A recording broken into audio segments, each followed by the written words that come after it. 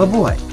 I am Yancy Nicole Madunero from batch 2019 to 2023 and then currently a passenger service agent at Philippine Airlines International. Tell some stories during your college years. So I remember the time that we have a tour guiding competition online. Then we don't have any audiences, but we selected the type of audience or travelers for our tour guiding.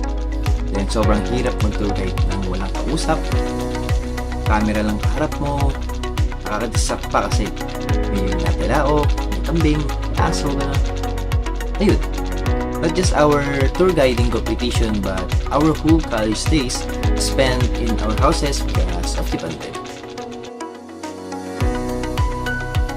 Then what motivates me to take Bachelor of Science in Tourism Management is the chance to travel the world while working or being a flight attendant someday.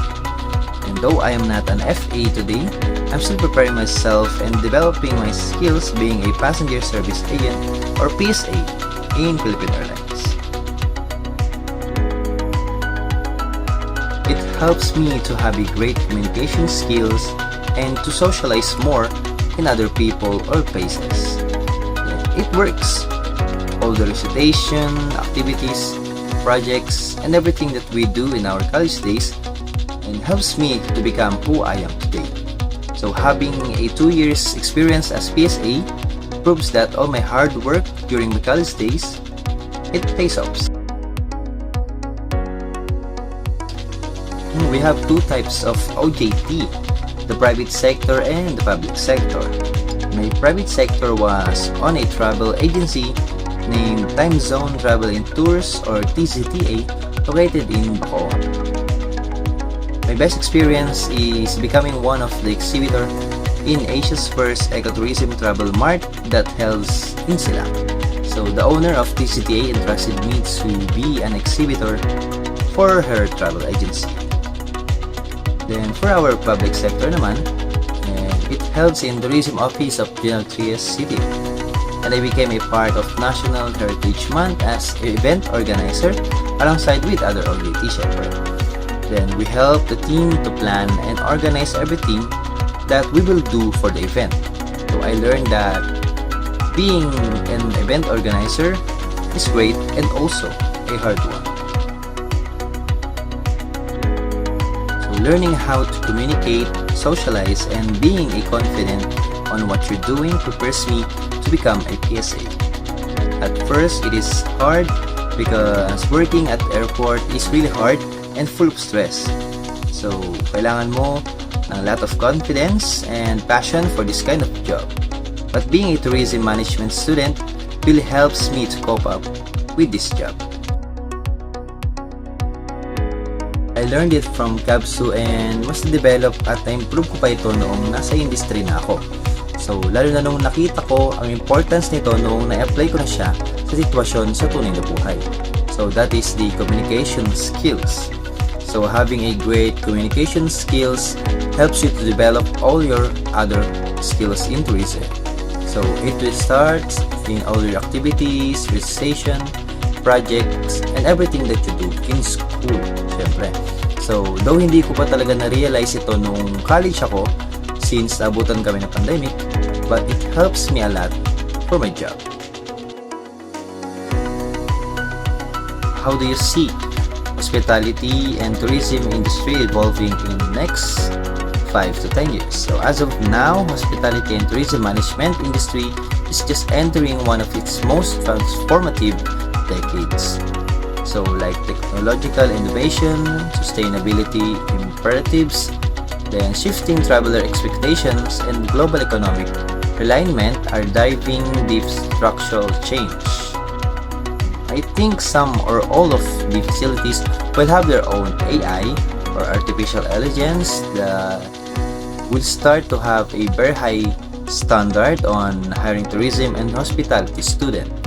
So kasi naglalabasan yung mga AI ganyan. So ang magiging kalaban natin as tourism or hospitality management students is yung mga computer, which is mas makakamura ang mga company kasi wala silang binabayarang salary. Yung mga So my advice is be passionate, have confidence, focus on your goal. So, hindi man masama mag-umpisa sa mababa, syempre. Mas may enhance pa nga nito yung other skills mo or may malalaman ka pang ibang skills na magagamit mo in the future.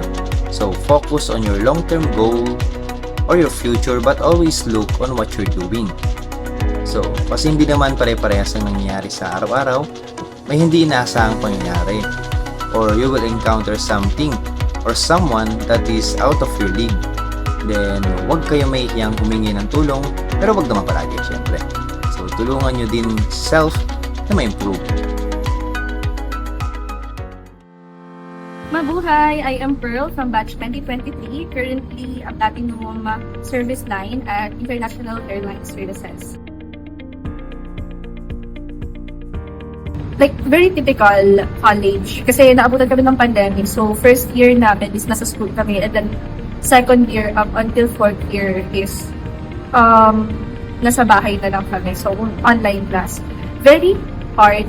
Mahirap kasi nga, lalo na nung second year kasi nasa online kami. So, nangangapa ako during my college kung paano ko tuturuan yung sarili ko at paano ko mag-cope up as sa pandemic. Syempre bago rin sa amin yung online classes kasi nasanay ako na face-to-face. So yun, but in the long run naman, nakuha na rin namin yung momentum. And yet, nag-enjoy din naman ako in my college days even though most of it is online. What motivates me is my passion about culture, arts, and traditions, and history about the other cultures, especially sa ibang bansa. I am very passionate about history, particularly. And not only here lang sa Philippines, but also fascinated din kasi ako sa history ng sa ibang lahi, sa ibang bansa. It helps me in a way, especially to interacting other people. As an hospitality student, you need to interact to other kinds of, or to other people, especially may iba't iba silang mga ugali. In me, particularly sa job ko ngayon, may iba-iba akong klase ng taong kino-communicate. And sa iba't ibang klase ng tao na yun, may iba't ibang ugali sila. Especially international kami. And it helps me bilang BSDM student to kahit papano magkaroon ng a little bit knowledge about their behaviors. Especially sa geography, geography. Kasi we are ticketing. Dapat alam namin yung geography namin. Alam namin kung saan sila pupunta, alam namin yung destination, country, and those behaviors and traditions na meron sila.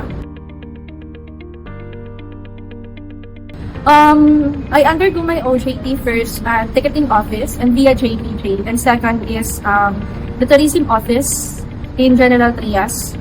So, I'm assigned first at JPJ ticketing office as sa audits and also looking at tickets. And for General Trias Tourism Office, we are assigned as a coordinator sa mga events. So, tumutulong kami to coordinate events and naging rin kami entertainer kasi nag-perform din kami every time na merong mga events sa Ikaw. Prepares me especially dun sa via JPJ dahil nagtitikat kami doon. It prepares me sa mga technicals. Kasi nga, yung ginagamit nila doon na tickets is very common din. Ano yung ginagamit namin here since we are back office and ticketing. So sobrang nag-help sa akin. Especially yung mga IATA codes. More on local lang yung via JPJ. Tapos dito is international. But hinelp niya ako in paano malaman yung mga codes and technicals sa pag-book namin. First is communication. Kasi sa hospitality, dapat marunong kang makipag-communicate. And yun lang naman talagang usually ang ginagawa namin. Empathy and proper use of words, particularly sa mga pasahero namin. So, natutunan ko yun. First is sa school. Especially if pinapa-report kayo sa harapan, it builds your confidence na kailangan sa job natin or sa job na meron ako ngayon. And third, yung second is yung geography. We are ticketing and we are still a part of tourism. So, yung geography, very useful siya for me, especially here sa job ko. Kailangan kabisado namin every countries, and kung saang parts sila or continent sila nabibilang. Kasi iba't ibang klaseng tao yung mga kausap namin, international. So, yeah, nakatulong siya sa akin. And yung school talaga is yung nag-shape sa akin, nag-mold sa akin para maging kung ano man ako ngayon.